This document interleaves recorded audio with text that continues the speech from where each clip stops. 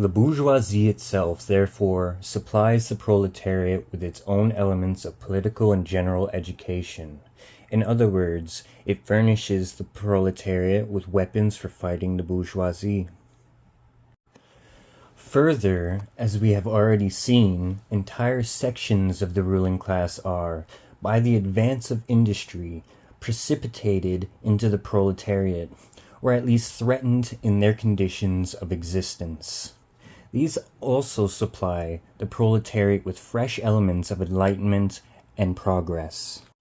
Finally, in times when the class struggle nears the decisive hour, the progress of disillusion going on within the ruling class, in fact, within the whole range of old society, assumes such a violent, glaring character that a small section of the ruling class cuts itself adrift and joins the revolutionary class, the class that holds the future in its hands. Just as, therefore, at an earlier period, a section of the nobility went over to the bourgeoisie, so now a portion of the bourgeoisie goes over to the proletariat, and in particular, a portion of the bourgeoisie ideologists, who have raised themselves to the level of comprehending theoretically the historical movement as a whole. Of all the classes that stand face to face with the bourgeoisie today, the proletariat alone is a really revolutionary class. The other classes decay and finally disappear in the face of modern industry. The proletariat is its special and essential product. The lower bourgeoisie, the small manufacturer, the shopkeeper, the artisan, the peasant, all these fight against the bourgeoisie to save from extinction their existence as fractions of the bourgeoisie. They are therefore not revolutionary, but conservative. Nay more, they are reactionary, for they try to roll back the wheel of history. If by chance they are revolutionary, they are only so in view of their impending transfer into the proletariat. They thus defend not their present, but their future interests. They desert their own standpoint to place themselves at that of the proletariat. The dangerous class, lumpen proletariat, the social scum, that passively rotting mass thrown off by the lowest layers of the old society, may, here and there, be swept into the movement by a proletarian revolution. Its conditions of life, however, prepare it far more for the part of a bribed tool of reactionary intrigue. In the conditions of the proletariat, those of old society at large are already virtually swamped. The proletarian is without property. His relation to his wife and children has no longer anything in common with the bourgeoisie family relations. Modern industry labor, modern subjection to capital, the same in England as in France, in America as in Germany, has stripped him of every trace of national character. Law, morality, religion are to him so many bourgeois prejudices, behind which lurk in ambush just as many bourgeois interests. All the preceding classes that got the upper hand sought to fortify their already acquired status by subjugating society at large to their conditions of appropriation. The proletarians cannot become masters of the productive forces of society except by abolishing their own previous modes of appropriation, and thereby also every other previous mode of appropriation. They have nothing of their own to secure and to fortify.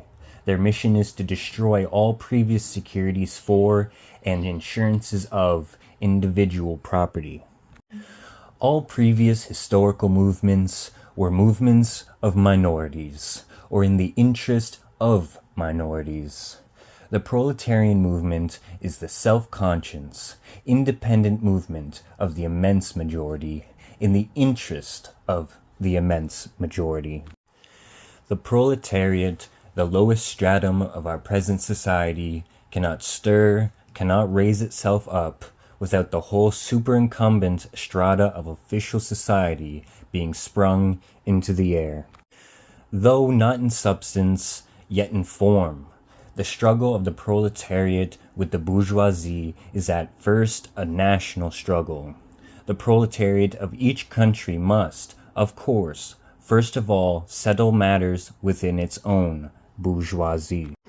In depicting the most general phases of the development of the proletariat, we traced the more or less veiled civil war raging within existing society, up to the point where that war breaks out into open revolution, and where the violent overthrow of the bourgeoisie lays the foundation for the sway of the proletariat.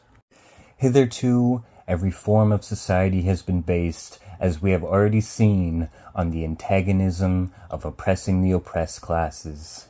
But in order to oppress a class, certain conditions must be assured to it under which it can, at least, continue its slavish existence. The serf, in the period of serfdom, raised himself to membership in the commune, just as the petty bourgeoisie, under the yoke of the feudal absolutism, managed to develop into a bourgeois. The modern laborer, on the contrary, instead of rising with the process of industry, sinks deeper and deeper below the conditions of existence of his own class. He becomes a pauper, a poor person, and pauperism develops more rapidly than population and wealth. And here it becomes evident that the bourgeoisie is unfit any longer to be the ruling class in society, and to impose its conditions of existence upon society as an overriding law.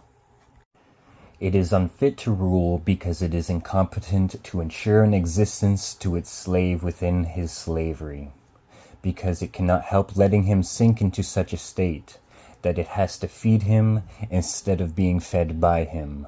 Society can no longer live under this bourgeoisie. In other words, its existence is no longer compatible with society.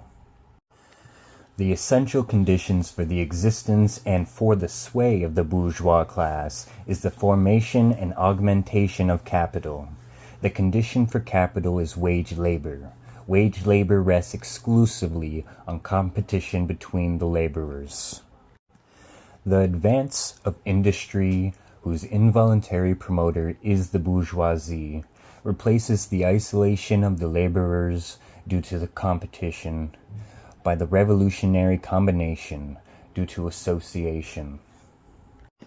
The development of modern industry therefore cuts from under its feet the very foundation on which the bourgeoisie produces and appropriates products.